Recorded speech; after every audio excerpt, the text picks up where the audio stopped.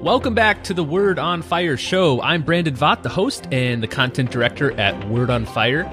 Listen, today we're just going to share the audio from Bishop Barron's recent talk at the headquarters of Facebook. We just returned back home after visiting their campus, and it was an incredible experience. I can't wait for you to hear Bishop Barron tell you all about it. He's going to join us probably next week in next week's episode, and we'll be sure to share all the details of visiting this extraordinary place. Bishop Barron described it as a millennial heaven. It was kind of a mix between a college campus and a theme park. It was a little overwhelming, but I'll make sure Bishop Barron gives you all the details from his trip.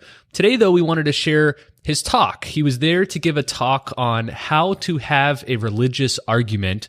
There was about 100 people there in the room from Facebook, but the talk was live streamed to thousands of people. I think right now the view count is above 275,000 people who have now seen this talk and heard it on Facebook.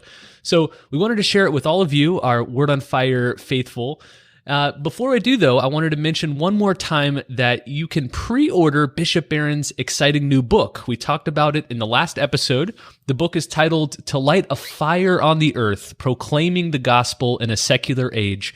And it's a book-length conversation between Bishop Barron and John Allen Jr.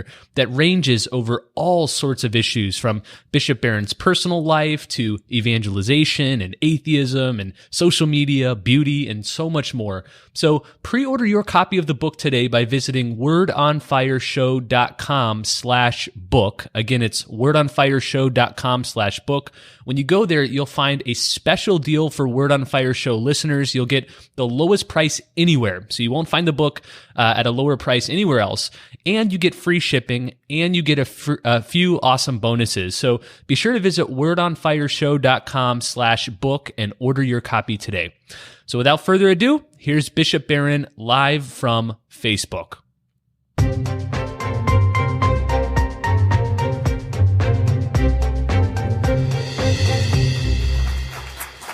Thank you all for coming today. It's my first visit here to Facebook, and what an eye-opener. It was a great experience just to get the grand tour today.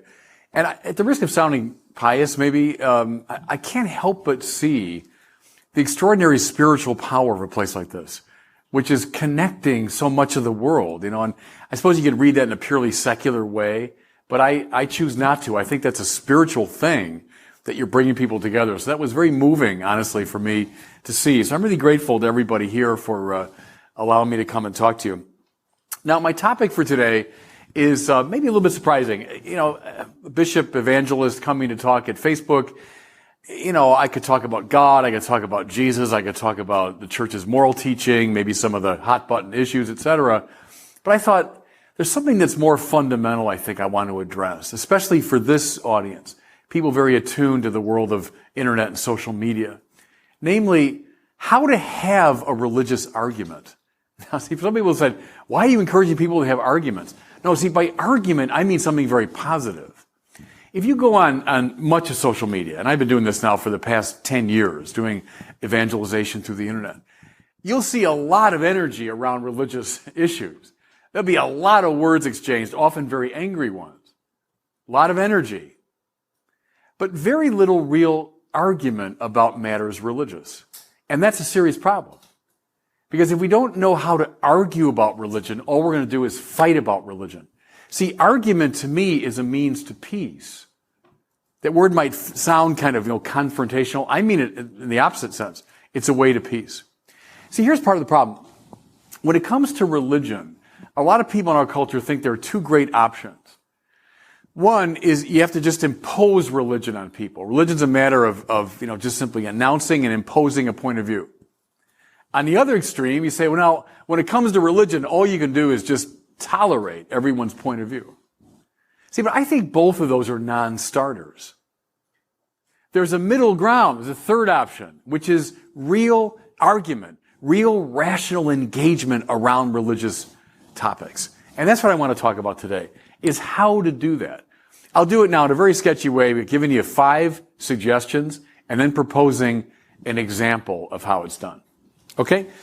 So, here's my first observation. If you want to have a good argument about religion, you got to realize that faith is not opposed to reason. Authentic faith is not opposed to reason.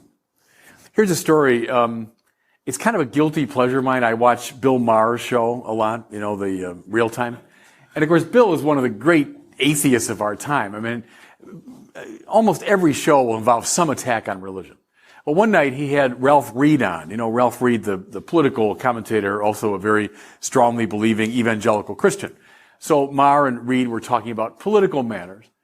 Then at the very end of the interview, Bill Maher said to him, "Now, Ralph, you're a man of faith, which means you accept all kinds of things on the basis of no evidence." And to my infinite shock and surprise, Ralph Reed said, "Yes." I had the remote in my hand, and I almost threw it at the TV set. And I was alone in the room, but I did shout, "No!" That's precisely what faith is not, authentic faith. Simply accepting any old thing on the basis of no evidence. See, here's the distinction, everybody.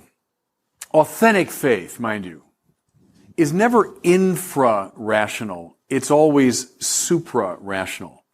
That's to say, it's not below reason. It's above and beyond reason. What's below reason? So superstition, naivete, credulity, accepting any old nonsense based on no evidence. I'm against that. And it seems to me all the great figures in the religious tradition are against that. Nonsense is nonsense, period. Stupidity is stupidity. Naivete is naivete. You can wrap a religious cloak around it. It's still naivete and stupidity. And we're against it. Here's a line from Emerson I've always loved. He said, "For the simplicity on the near side of complexity, I wouldn't give a fig. But for the simplicity on the far side of complexity, for that I'd give my whole life." Now, I don't agree with everything Emerson says, but I like that because it speaks of authentic faith, which is not a crude, naive simplicity this side of complexity, but rather something which goes beyond the reach of reason and is never in contradiction to it. Now, here's an example, which I think it's an analogy, I think is very apt. Think of the process of coming to know another human being. Here's something that you're interested in. You want to find out more about this person. Is reason involved? Well, yeah. Your own observations. Maybe discussion with other people who know that person. Dare I mention Google here at Facebook? Do a Google search. Do a criminal background check if you want. There's all kinds of ways you could rationally examine a person. And you could find out a lot, actually. Do a Wikipedia page. So you find out a lot about somebody. Let's say you're now further drawn to that person on the basis of your rational investigation. You now come to know him or her. You go out, you start talking to them, etc. If that relationship deepens, there will come a point when that person will reveal her heart to you, right? That person will speak truths about herself that you could never, even in principle, have discovered through a Google search or a criminal background check or your own rational investigation. Now, mind you, let's say she said something about herself that was radically out of step with everything you discovered through reason. That might make her a rather incredible person. Because see, when she reveals her heart to you, now you've got a choice to make. Do I believe her or not? Do I trust what she's telling me or not? Can I suggest that faith authentically is very much like that? See, the claim of at least the great biblical religions is that God has not remained simply a distant object whom we analyze philosophically. Just a power or an object out there that I can examine. Rather, the claim is that God has spoken to his people. Now, we need a whole course in Revelation to explain that fully, but that God has decided to reveal his heart to his people. What's authentic faith? Oh, believing any old nonsense on the basis of no evidence. No. It is the decision to trust in the revelation of God's own heart. Opposed to reason? No. on the far side of reason. Out of step with what reason has discovered? No. To me, it's a very apt analogy for the way religious people come to know the truth about God. Can philosophy, for example, tell us a lot about God? Yes. Yes. And I'll say a little bit more about that later in the talk. Are there rational paths that we can follow? Yes. Read now the first 20 questions of St. Thomas Aquinas' Summa Theologiae. You'll see a philosopher uncovering a lot of truths about God. And then faith, the acceptance of the revelation of God's heart on the far side of reason, not the near side of reason. What happens very often, I think, is people just equate, as Bill Maher did, and as Ralph Reed did unhappily too, equate faith with irrationality. No, faith is not opposed to reason, but rather stretches beyond reason. Here's just one more word about that. One of my great intellectual heroes is St. Anselm. He described theology as fides quaerens intellectum. That means faith seeking understanding. Does reason go to sleep once God has revealed something? No. I've accepted it in faith. I've decided to trust, but now my mind stays active. My mind seeks to understand what God has revealed. The point is, reason runs all through the process of coming to know God. I'll close with John Henry Newman's great line. He said, faith is the reasoning of a religious mind. See, to catch the fullness of that is to catch what I was just driving at. Faith is the reasoning of a religious mind. So our first step in having a good religious argument is realizing there's plenty of space where we can do rational exploration of God. You know, in the ancient temple in Jerusalem, we had the Holy of Holies, right, where the Ark of the Covenant was kept. Then there were the courts where the believing Jews could gather and so on.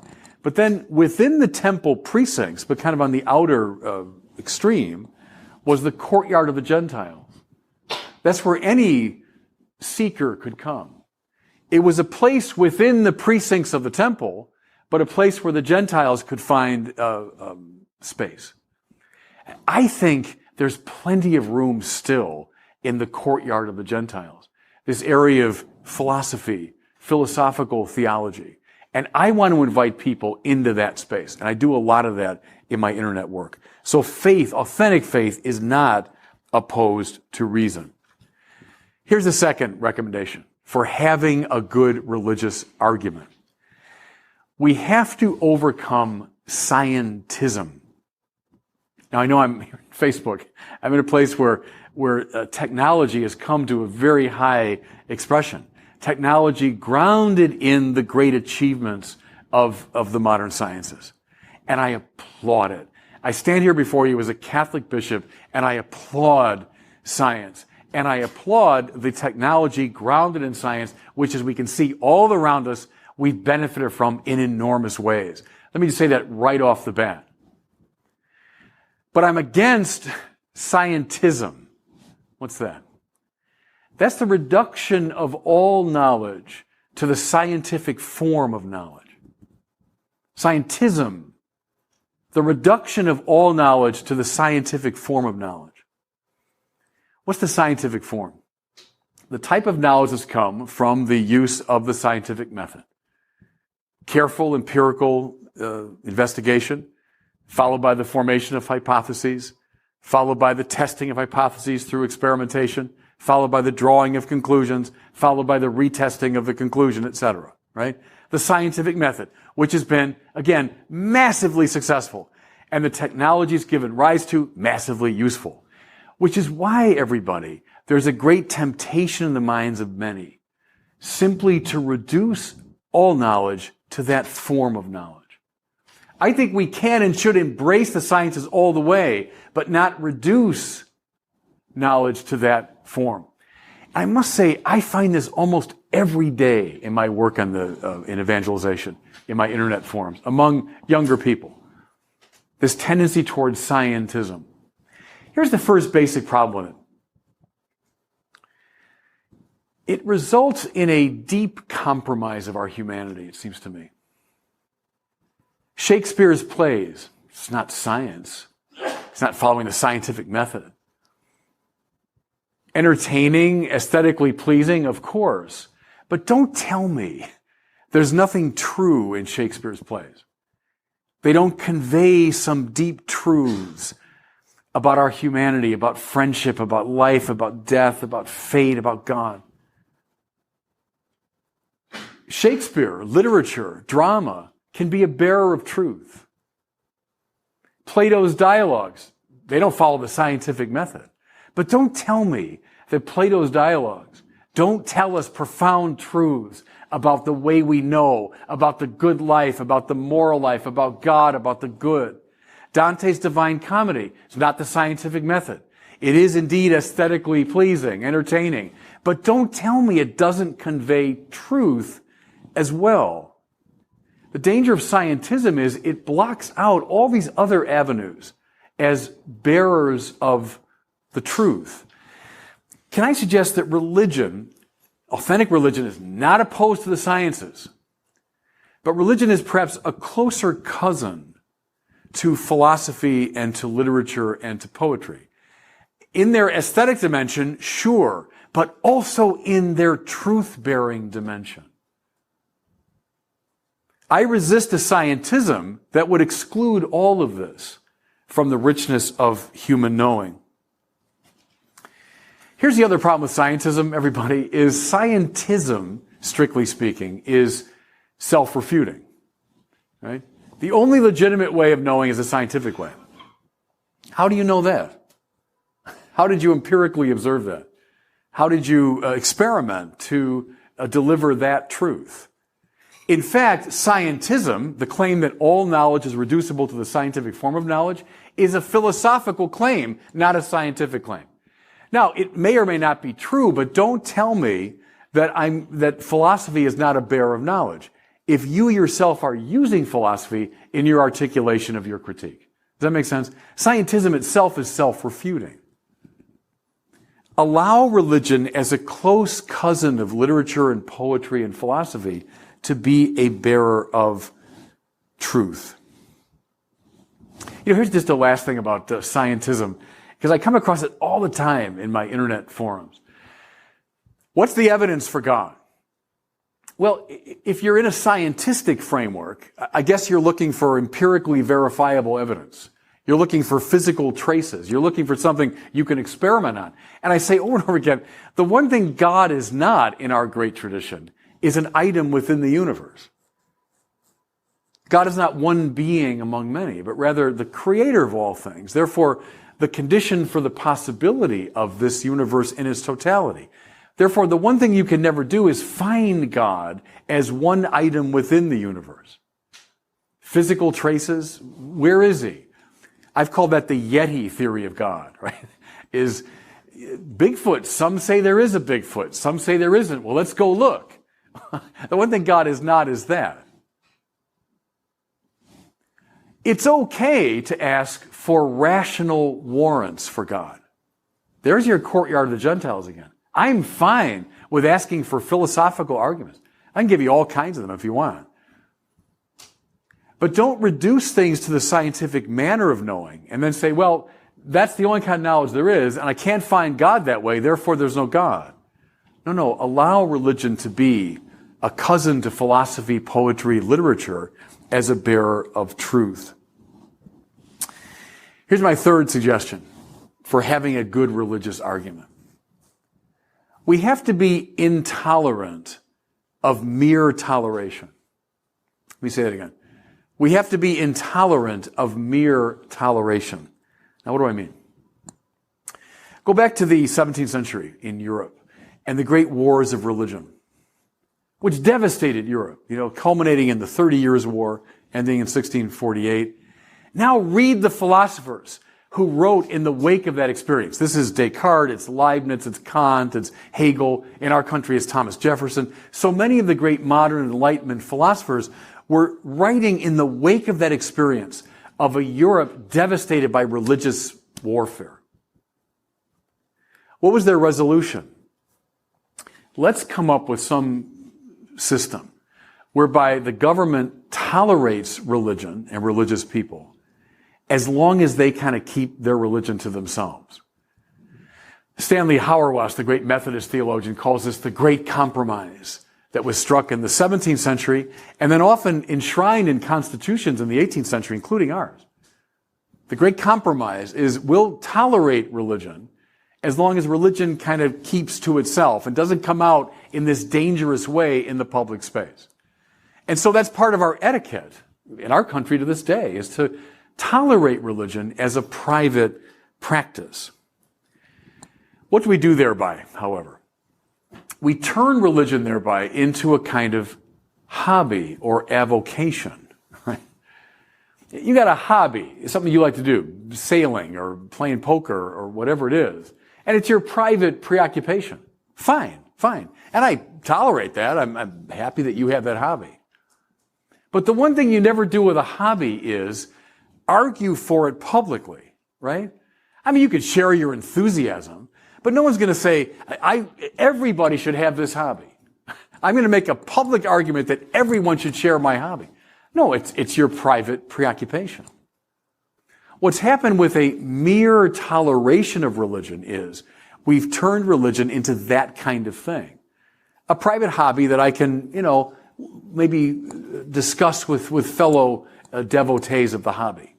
But see, here's the problem, everybody. Religions, in their authentic form, are not hobbies, but rather systems that make very clear truth claims. Now, I'll speak for the Christian tradition. We make all kinds of truth claims. That God exists, for example. That Jesus Christ is the Son of God. That he rose from the dead during the governorship of Pontius Pilatus. We declare that every time we stand up and recite the creed. We think there are objective moral principles, acts that are right and wrong in themselves. We make all kinds of truth claims. And truth claims, if they really are truth claims, cannot be privatized. 2 + 2 = 4. Well, it's true for me, but who am I to impose it on you, right? It might be 6 for you. That's okay. I'll tolerate you, you tolerate me. Adultery, well, yeah, that's wrong as far as I'm concerned, but, it might be okay for you. No, a truth claim always has a universal scope and a universal intent. Does that make sense? If it's simply true for me, it's not really true. It's just a subjective hobby or preoccupation. And so the etiquette of mere toleration is at odds with the religious claim to objective truth. See, here's what I want you to see. The privatization of religion is precisely what makes real argument about religion impossible. Oh, that's great. That's your point of view. I'm happy for you. Kind of a pat you on the head. I tolerate that point of view. And you tolerate my point of view. I mean, okay, but what's that done? It obviates the claim that religions really are saying things that are true objectively. Mere toleration's out of step with an objective claim to truth. If we relegate religion to this sort of fuzzy subjective realm, we disrespect our interlocutor and we rule out the possibility of real argument. And so let me close with this. Challenge religious people. Let's say you're unconvinced of a truth claim. Challenge them to make that claim publicly. Don't let them simply retreat into privacy, because a truth claim is a public claim by its very nature. Argument is a way of calling somebody out to say, no, in the public realm, I want you to make a case for that claim. Good. It's the privatization that gets in the way of this real public argument. And argument here is the path to peace. So be intolerant of a mere toleration. Here's my fourth suggestion. If you want to have a real argument about religion, you have to avoid voluntarism. You have to avoid voluntarism. Now, what do I mean? I'm using a technical term. that means the overcoming of intellect by will. Voluntas, right, in Latin means will. Voluntarism is the trumping, if you excuse the expression, the trumping of intellect by will. Namely, things are true because I want them to be true. Things are true because I have imposed my will strongly enough to make them true. Now, the roots of voluntarism, it's interesting, are really theological. Go back to the Middle Ages. The voluntarists were theologians who said, things are true because God says so. Why is 2 plus 2 equal to 4? Because God said so. God determined that. It was His will. What if God's will was 2 plus 2 equals 5? Then it would be. Why is adultery wrong? Because God arbitrarily decided it would be wrong. What if He decided otherwise? Then I guess it would be okay. God's power was so absolute that it overcame the objectivity of truth. Now, something I find really intriguing in the history of ideas is this theological voluntarism gave rise to an answering anthropological voluntarism. See what I'm saying? How that God became so oppressive, so arbitrary, that now human beings answer with their own version of voluntarism. Read someone now like Friedrich Nietzsche. To my mind, the most influential of all the 19th century philosophers, even more than Marx. Friedrich Nietzsche, who said the Übermensch, remember the Superman, who stands beyond good and evil. Don't bore me and impose your objective standards of good and evil. I'm beyond good and evil. And by the sheer power of my will, I will determine my own truth. Now, it was kind of a peculiar view of Nietzsche in the middle of the 19th century, but it comes roaring up into the 20th century. The founder of modern existentialism, right? Jean-Paul Sartre, whom we all read in Philosophy 101 in college, right? Why his system is called existentialism, he said, is that existence precedes essence. That's a fancy way of saying exactly what Nietzsche argued. Existence means my freedom. My freedom comes first. And then it determines essence. It determines who or what I am. Don't you tell me who I am. I don't want the state to tell me who I am. I don't want religion telling me who I am. I decide who I am. Existence precedes essence. Who, by the way, on Sartre and Nietzsche's reading, is the greatest enemy of this? Well, God.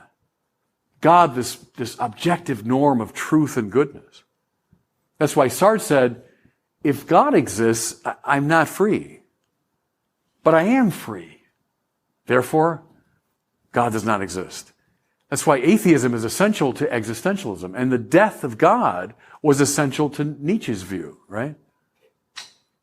What this is, I would argue, is an answering anthropological voluntarism. Things are true because I say so. Things are true because I want them to be so. If you want to bring it up to date, look at the 1992 decision of the U.S. Supreme Court in the matter of Casey versus Planned Parenthood. And it's about a particular case, but the adjudication had a very wide-ranging implication. Because here's the way the justices stated it. It belongs to the very nature of liberty to determine the meaning of my own life, of existence, and of the universe.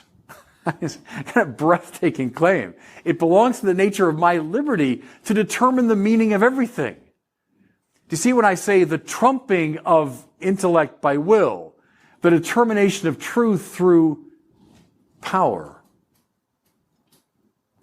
Now, here's my point. If you hold to voluntarist assumptions, and mind you, I think they're everywhere as I do my work on the internet. They're all over the place. Who are you to tell me what's true? Who are you to tell me what's good? My own freedom determines that. When you accept that, everybody, then argument breaks down. It has to. Why? Because all we got left is a clash of wills, right? If there's no appeal to a common truth, all there is a clash of wills. Which one of us is more powerful? Now, does that sound familiar? It should, because it's everywhere in our culture today. And I think it manifests itself on the internet all the time with the shouting, asserting of one's prerogatives and one's will, rather than an appeal to the truth. When truth is trumped by power or by will, argument breaks down, and all you got left then is violence. That's why I think there's a very clear connection between voluntarism and violence, the two V's, right?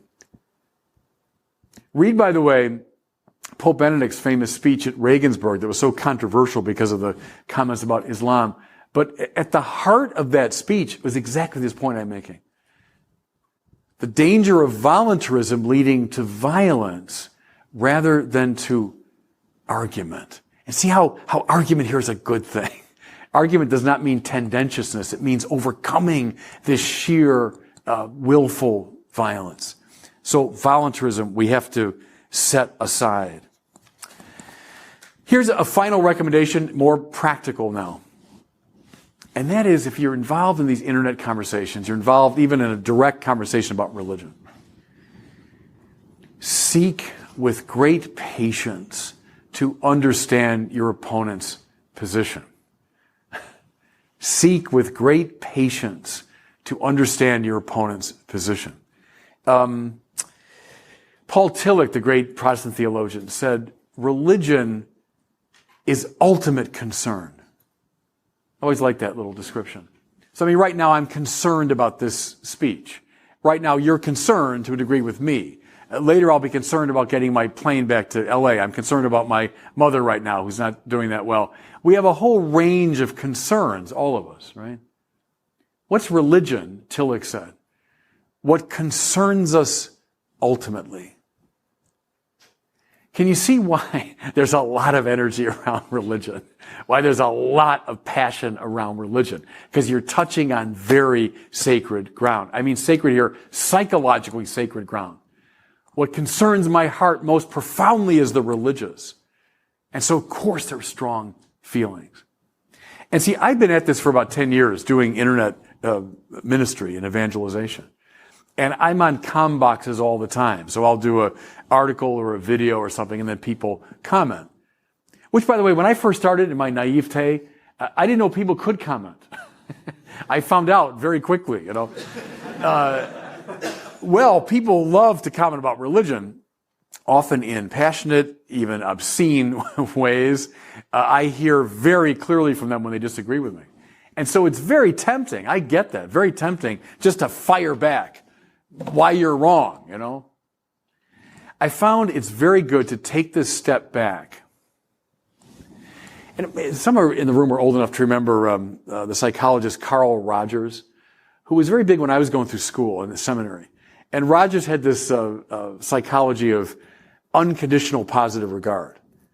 And the Rogerian method, which I learned as a seminarian, was you talking to somebody, and instead of giving a lot of advice, the move is to say, well, what I hear you saying is that you're having a bad day, or it sounds to me like you're really going through a painful time.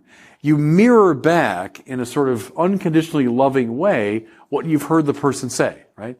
And it is indeed a very good counseling technique, and it draws people out, and it's very effective.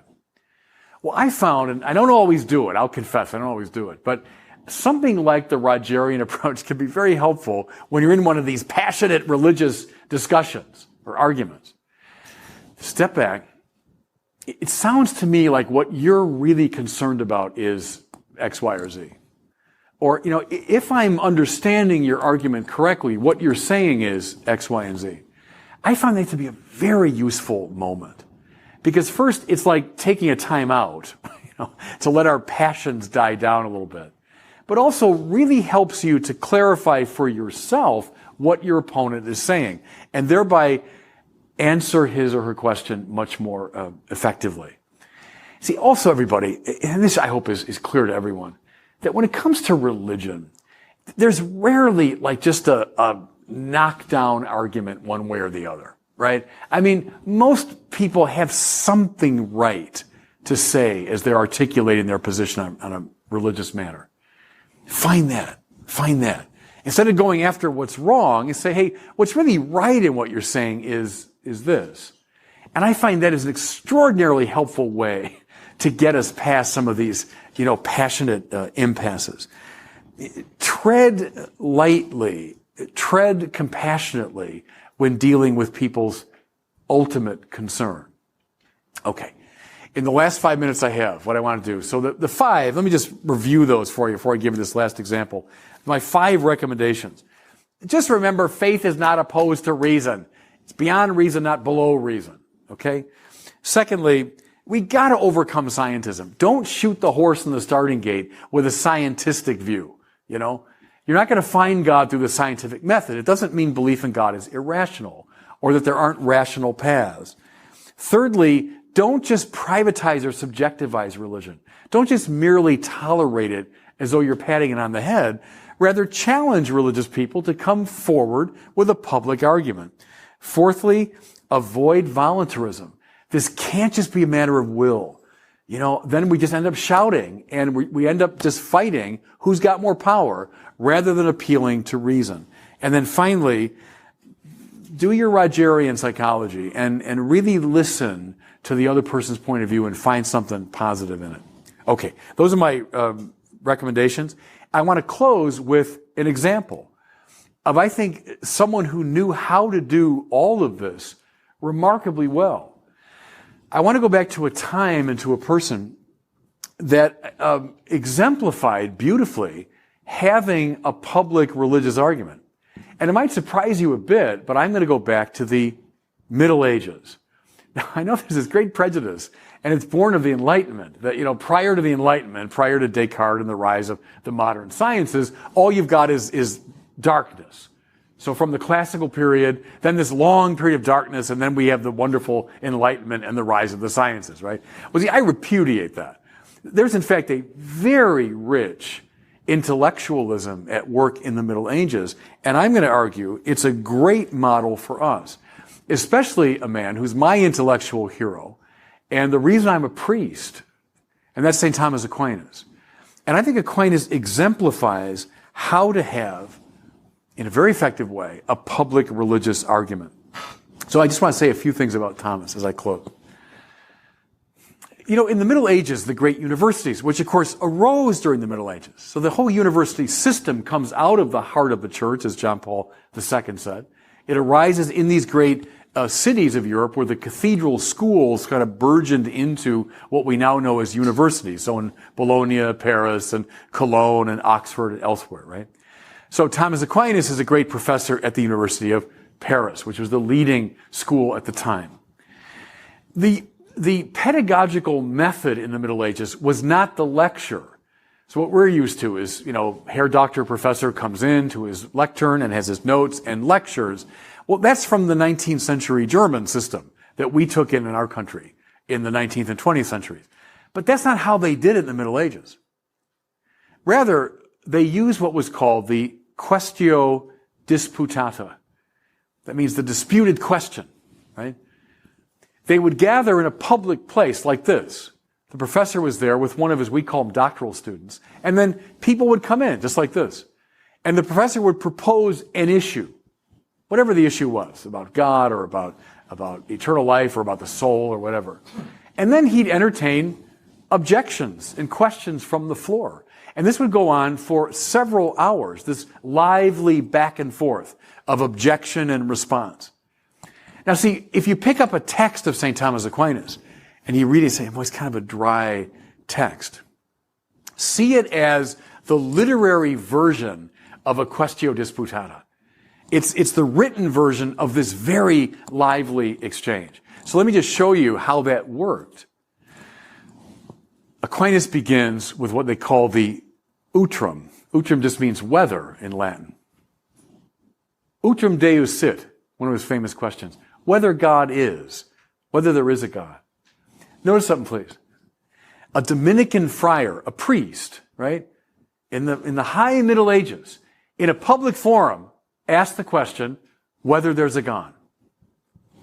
What's off the table? Nothing, as far as I can tell. What can't you talk about? Nothing, it seems to me. If you can say, Utrum Deus sit, I wonder whether there's a God. That means that all these questions are fine and fair. Good. I like that. I like the ranginess, the willingness to engage any question. Thomas raises the question, then the next part of his article would be a series of objections. And these would have been things he heard from people in these public settings. It seems there is no God because. Then second objection, it seems there is no God because. Seems there is no God. 3 or 4 objections he entertains. And here's the thing about it. Aquinas always phrases the objection in a very pithy and very persuasive way.